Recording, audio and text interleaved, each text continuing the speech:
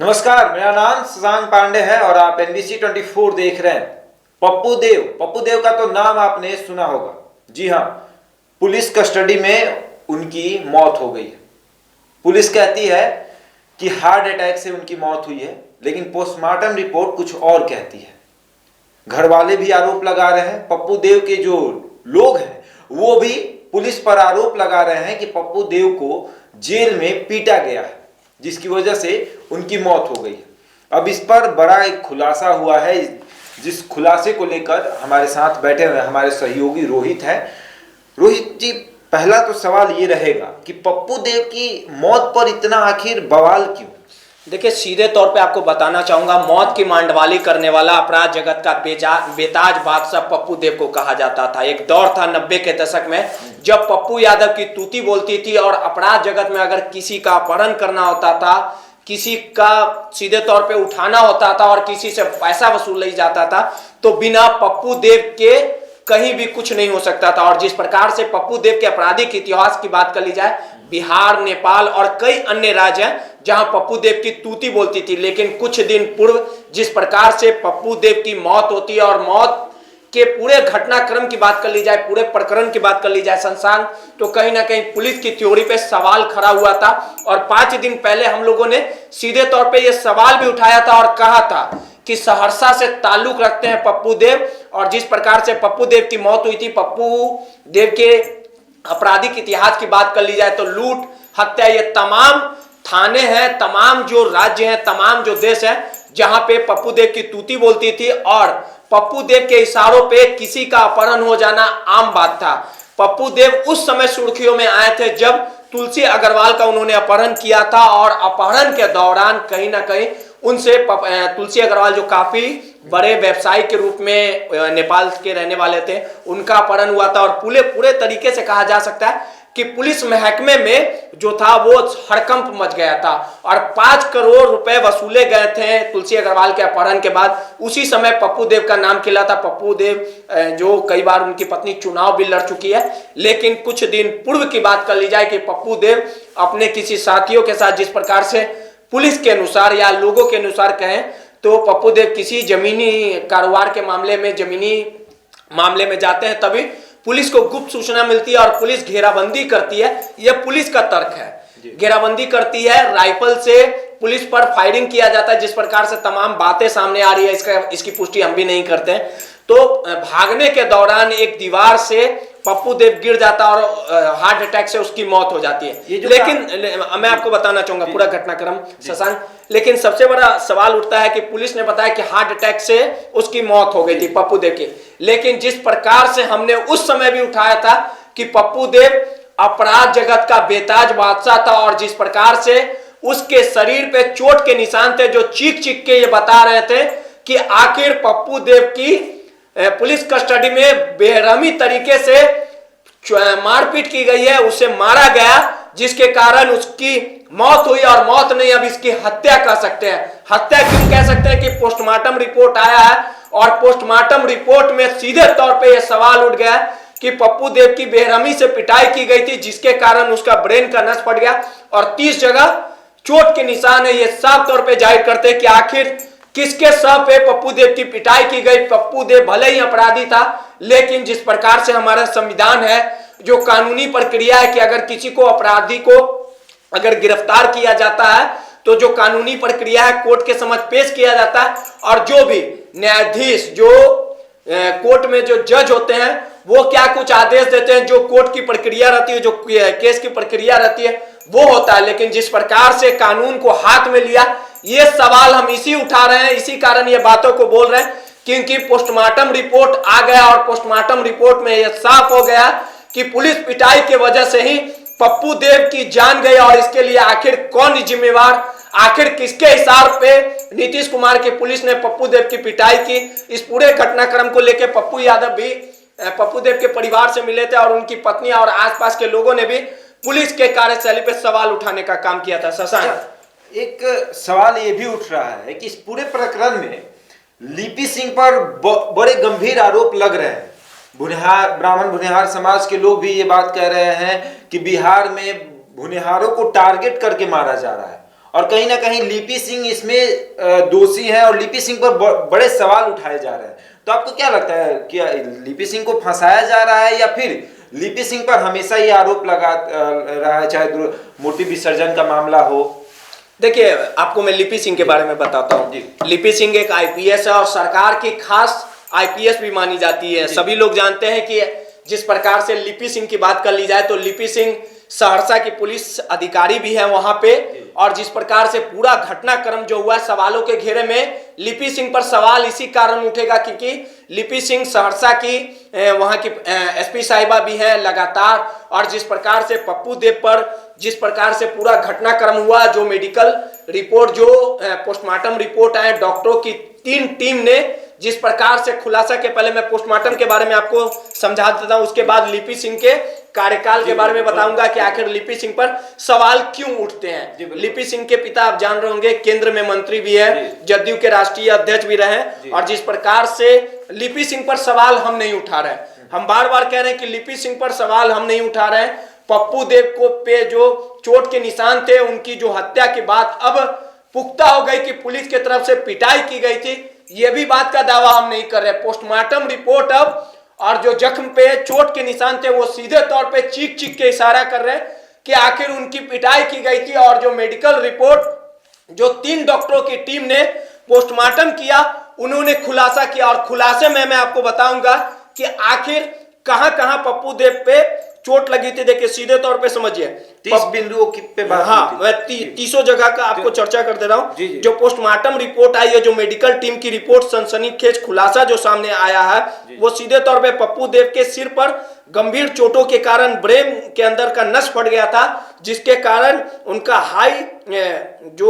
जिसके कारण heart fail कर गया, और 30 जगह जहां पे 30 जगह जो चोटें आई है, बाएं ललाट के ऊपर चोट का गहरा निशान है, दाएं आंख के नीचे चोट का गहरा निशान है, दाएं हाथ पर वी आकार में चोट का निशान है, बाएं हाथ के अंगूठे पे नाखून खींचने के कारण जख्म है, दाएं आंख पर चोट के 5-5 इंच के 2 गहरे निशान है, दाएं घुटनों पर जख्म के गहरे निशान है, दाएं आंख के नीचे हिस्से पर चोट का 5 इंच का निशान है, दाएं जांघ पर इस चोट के ठीक नीचे फिर एक चोट का निशान है, दाएं पैर पर चोट का निशान है, दाएं पैर के निचले हिस्से में चोट के 4 निशान है, दाएं पैर के लोअर एंटीनियर पर जख्म के निशान है, बाएं पैर पर एंटीनियर जख्म के निशान है, बाएं घुटने में नीचे जख्म का निशान है, बाएं जांघ के निचले हिस्से में चोट का, तो ये आपको बाएं कोहनी पर चोट और एक और निशान है, बाएं बाह पर गंभीर चोट के निशान है, बाएं कुल्ले पर जख्म का निशान है, गुद्दा के बाएं निचले हिस्से पर चोट के निशान है, गुद्दा के दाहिने हिस्से पर जख्म के निशान है। अगर सीधे तौर पे बात कर ली जाए शशांक, जो हम आपको डीपली पूरी जानकारी दे रहे थे कि 30 जगह उनको गंभीर चोटें आई। एक चीज और मैं आपको बता देना चाहूंगा, पोस्टमार्टम रिपोर्ट में साफ कहा गया है कि पप्पू देव की मौत का कारण सामान्य हार्ट अटैक नहीं है, पप्पू देव की ब्रेन की नस फट जाने के कारण सिर में पूरा खून जमा हो गया था, जिसके कारण हार्ट और सांस लेने में पूरा सिस्टम फेल हो गया था, पप्पू देव की मौत हो गई। ये तमाम जो पोस्टमार्टम रिपोर्ट आए हैं वो सीधे तौर पे ये बताते हैं कि कहीं ना कहीं जो डॉक्टरों ने जो पोस्टमार्टम किया होगा, जिसमें साफ क्लियर हो गया कि पप्पू देव को जब पुलिस कस्टडी में लिया गया तो काफी गंभीर अवस्था में उनको पीटा गया था। अब आप आते हैं लिपि सिंह पे कि आखिर लिपि सिंह सवालों के घेरे में क्यों है। क्योंकि जिस प्रकार से सहरसा से पप्पू देव ताल्लुक रखते थे, वहां के रहने वाले थे, अपराध जगत के बेताज बादशाह थे, 90 के दशक में उनका तूती बोलता था, और जो भी गंभीर जो धाराएं हैं जो अपराध जगत के, वो तमाम मामले कहीं ना कहीं पप्पू देव पे दर्ज है। ये पोस्टमार्टम रिपोर्ट के आने के बाद इस बात की पुष्टि हो गई है कि पप्पू देव की कहीं ना कहीं बेरहमी तरीके से पिटाई की गई थी, और लिपि सिंह सहरसा की पुलिस अधिकारी भी है। आखिर सवाल उठता है कि जब पप्पू देव की गिरफ्तारी हुई तो आखिर पप्पू देव को किसने मारा, वहां की पुलिस अधिकारी लिपि सिंह आखिर वो क्या कर रही थी। और ये पूरा घटनाक्रम हुआ तो पुलिस जांच में जो पुलिस की थ्योरी है कि हार्ट अटैक के वजह से मौत हुई, तो पुलिस की थ्योरी कहीं ना कहीं जो पोस्टमार्टम रिपोर्ट आया वो सीधे तौर पे जाहिर करता है कि पुलिस की जो थ्योरी थी उस पे सवाल तो शुरू से उठ रहे थे, अब मोहर भी लग गई और पुष्टि भी हो गई कि पुलिस झूठ बोल रही थी। इसको लेके लिपि सिंह पे सवाल उठ रहा है कि आखिर लिपि सिंह जब इस तरह के सवाल उठ रहे थे तो लिपि सिंह ने क्यों सही से जांच नहीं करवाया। लिपि सिंह वहां के पुलिस अधिकारी हैं और जिस प्रकार से पूरे घटनाक्रम की बात कर ली जाए तो उनके जो पप्पू देव के परिजन हैं वो लगातार ये दावा वादा कर रहे हैं उनके अनुसार कि उनकी पिटाई की गई थी और प्रशिक्षु डीएसपी जो है उनका नाम सबसे फ्रंट पे आ रहा है। लेकिन अब पुलिस मुख्यालय जाने ये तमाम जो मामला है लगातार सवाल जो उठ रहे हैं। और लिपि सिंह के दूसरे घटनाक्रम की बात कर ली जाए तो जब मुंगेर की पुलिस अधिकारी लिपि सिंह थी तो 2020 में आपको याद होगा मूर्ति विसर्जन 2020 कोरोना लॉकडाउन था, उसमें तमाम गाइडलाइन भी जारी किए गए थे सरकार की तरफ से, शशांक नोटिफिकेशन भी जारी किया गया था। अब गोली कांड में जिस प्रकार से मूर्ति विसर्जन होता है और गोली कांड होता है, लेकिन उस समय भी सवाल और कहीं ना कहीं हड़कंप मचा था, इस पे जमकर राजनीति भी हुई थी कि 2020 में जो मुंगेर गोली कांड हुआ था, जब मूर्ति विसर्जन के समय जो गोलीबारी हुई थी, आखिर क्या ऐसा कारण हो गया था कि गोलीबारी हो गई थी। या गोलीबारी में 18 साल के अनुराग जो घर का चिराग था वो बुझ गया था और उन अनुराग की गोली लगने से मौत हो गई थी, जिसपे भी हाय तौबा मचा था और पुलिस महकमे ने जमकर इसको लेके काफी पुलिस की किरकिरी भी हुई थी। इसको लेके जो लिपि सिंह है वो भी सवालों के घेरे में आई थी। और आपको तीसरा घटनाक्रम आपको मैं बता देता हूं लिपि सिंह के।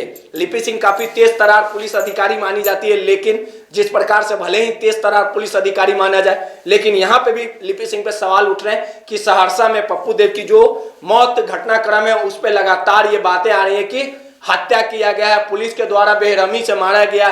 पोस्टमार्टम रिपोर्ट ये साफ तौर पे जाहिर कर रहे हैं। तमाम विपक्ष के जो नेता हैं वो सवाल खड़े कर रहे हैं। ब्राह्मण एकता भूमियार जो तमाम संगठन है वो सवाल उठा रहे हैं। और जिस प्रकार से पोस्टमार्टम रिपोर्ट जो आया है, आखिर सवाल उठना लाजमी है, क्योंकि सहरसा की जो पुलिस अधिकारी हैं वो लिपि सिंह, आखिर लिपि सिंह क्या कर रहे थे।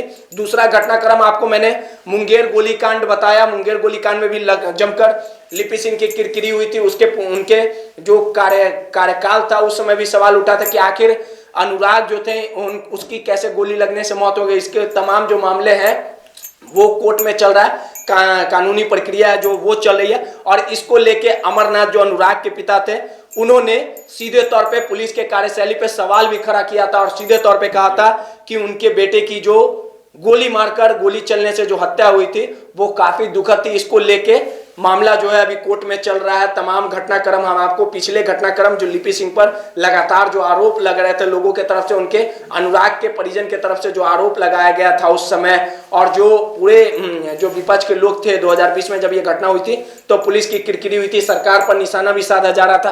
तीसरे घटनाक्रम की बात कर ली जाए तो अनंत सिंह, वर्तमान में अनंत सिंह मोकामा के विधायक हैं, आरजेडी से ताल्लुक रखते हैं, यही वो आरजेडी है। जब अनंत सिंह को लेके अपनाने से इंकार की थी, लेकिन 2020 का बिहार विधानसभा का जब चुनाव हुआ तो अनंत सिंह आरजेडी के चुनाव से आरजेडी के टिकट पर चुनाव लड़े और काफी जीत हासिल की। अगर अनंत सिंह के बात कर ली जाए तो अनंत सिंह अपने आप में एक अलग रुतबा रखते हैं। और जिस प्रकार से AK-47 मामले में अनंत सिंह फिलहाल अभी जेल में बंद है। आपको याद होगा जब 2015 में जब पूरा 2015 में भी निर्दलीय चुनाव लड़ा था अनंत सिंह और कहीं ना कहीं जीत हासिल किए थे। और जो इस प्रकार से 2020 में जब बिहार विधानसभा का चुनाव आरजेडी के टिकट से अनंत सिंह लड़े थे, उस समय AK-47 मामले में जो अनंत सिंह अभी भी जेल में बंद है और उस समय बाढ़ की ASP हुआ करती थी लिपि सिंह। उस समय जिस प्रकार से अनंत सिंह के घर पे जो ASP लिपि सिंह लगातार जो छापेमारी कर रही थी, AK-47 बरामद किए गए थे पुलिस के अनुसार। पुलिस के सबसे बड़ा मामला उसमें ये था जब लिपि सिंह साकेत कोर्ट में गई थी तो अपने पिता के पर्सनल गाड़ी में जब गई थी, वो मामला भी सामने आया था। उस समय भी वो मामला काफी तुल पकड़ा था शशांक, जब वो जदयू के पार्टी की गाड़ी थी। वो किसकी गाड़ी थी ये तो मुझे याद नहीं, लेकिन जिस प्रकार से उस समय भी लिपि सिंह पे ये सवाल उठा था कि लिपि सिंह जो साकेत दिल्ली में गई थी तो किसी जदयू या किसी मंत्री का गाड़ी था, वो मुझे याद नहीं, MLC का गाड़ी था। जिस प्रकार गाड़ी बता रहे जानकारी दे रहे, लेकिन AK-47 मामले में अनंत सिंह जेल में बंद है।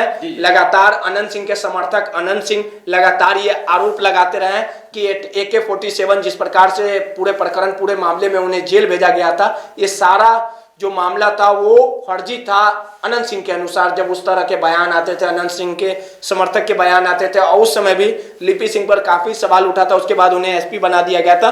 तो आखिर सबसे बड़ा ये तमाम जो सवाल उठता है पप्पू देव के मौत के मामले में, हम लगातार बात कर रहे हैं, और वहां के पुलिस अधिकारी जो है वो लिपि सिंह है। जिस प्रकार से आप भी पॉलिटिकल को काफी नजदीक से कवर करते हैं, हम समझना चाहेंगे शशांक, जिस प्रकार से लगातार जो लोग आरोप लगा रहे हैं कि कहीं ना कहीं उनके पिता आरसीपी सिंह जो केंद्र में मंत्री है, जदयू की अभी सरकार भी है, बीजेपी की भी सरकार है, तो काफी कहीं ना कहीं सहयोग भी मिलता है क्या लिपि सिंह को, जिस प्रकार से आरोप लगा रहे हैं? बिल्कुल। पहला घटनाक्रम हम जिक्र कर लेते हैं, अनंत सिंह से शुरू करते हैं। जिस समय अनंत सिंह की गिरफ्तारी, यहाँ पर छापेमारी चल रही थी और वहां पर दिल्ली में अनंत सिंह ने साकेत कोर्ट में अपनी पेशी कर दी थी। उसके बाद लिपि सिंह जब दिल्ली उनको गई थी लेने, तो वहां पर लिपि सिंह जदयू के किसी एमएलसी के गाड़ी से गई थी, जो सवालों के घेरे में था कि एक पुलिस अधिकारी किसी पार्टी के एमएलसी की गाड़ी में क्यों जा रही है। तो उस समय भी अनंत सिंह के समर्थकों ने कहा था कि ये नीतीश कुमार की पर्सनल पुलिस हो गई है, ये किसी पार्टी, विपक्ष लगातार आरोप लगाते रहता है, इस तरह भी आरोप लगाया है। और अब जब पप्पू देव की हत्या हुई है, पुलिस कस्टडी में मौत हुई है उनकी, अब मौत कहें, जिस तरह से पोस्टमार्टम रिपोर्ट आया है, आप बता रहे हैं कि उसे मौत नहीं कह सकते हैं, उसको हत्या बोल सकते हैं, क्योंकि 30 जगहों पर, एक इंसान के 30 जगहों पर चोट के निशान है। अगर पप्पू देव दीवार से टकराए थे तो महज 2 या 3 चोट हो सकते हैं रोहित जी, ये सत्य है। अगर वो दीवार से टकराते हैं तो 2 से 3 चोट हो सकता है, लेकिन एक इंसान के बॉडी पर 30 जख्म है, यानी उनको पीटा गया है। देखिए ये तमाम चीजें शशांक जो है, जिस प्रकार से पप्पू देव के मौत मामले पे जो पूरा पोस्टमार्टम रिपोर्ट आया है, ये अब जांच का विषय है। और इसमें देखने वाली बात होगी कि पुलिस महकमे के तमाम जो डीजीपी, एडीजी, तमाम रैंक के जो अधिकारी हैं, आखिर वो इस मामले की निष्पक्ष जांच कराते हैं कि नहीं। जिस प्रकार से लगातार पुलिस के थ्योरी पे सवाल उठा, उनके परिजनों के द्वारा सवाल उठ रहा था, लिपि सिंह पे सवाल उठ रहा था, अब देखने वाली बात होगी कि तमाम पुलिस की जो आला अधिकारी की टीम है वो किस प्रकार से इस मामले की जांच कराते हैं। क्या वाकई में पप्पू देव की मौत हार्ट अटैक से हुई थी, या जिस प्रकार से पोस्टमार्टम रिपोर्ट आए हैं कि पुलिस के तरफ से उनकी पिटाई के कारण उनकी हत्या की गई है, चोट के कारण ही उनकी मौत हो गई। ये तमाम चीजें जो है वो जांच की बात है। अब देखने वाली बात होगी कि पुलिस इस पूरे घटनाक्रम को लेकर पुलिस अधिकारी जो है क्या कुछ जांच कर पाते हैं, या मामले की लीपापोती कर दी जाती है, तो आने वाला समय बताएगा। लेकिन जिस प्रकार से कानून को हाथ में लेने का हक किसी को नहीं है, अगर वाकई में पप्पू देव दोषी थे या तमाम आपराधिक घटनाएं उन पर दर्ज हैं, तो जो कानूनी प्रक्रिया थी वो करनी चाहिए थी। और ये हम भी नहीं कह रहे हैं कि पप्पू देव की मौत आखिर कैसे हुई, लेकिन पोस्टमार्टम रिपोर्ट ये चीख के बता रहे हैं, मेडिकल टीम ने जो पोस्टमार्टम किया ये साफ तौर पे जाहिर कर रहे हैं कि कहीं ना कहीं दाल में कुछ काला है। हमारे सहयोगी शशांक थे, तमाम इस खबरों से जुड़े हुए जानकारी हम आपको अपडेट देते रहेंगे। अगर आपको ये वीडियो पसंद आया होगा तो लाइक और यूट्यूब पर सब्सक्राइब करें। धन्यवाद।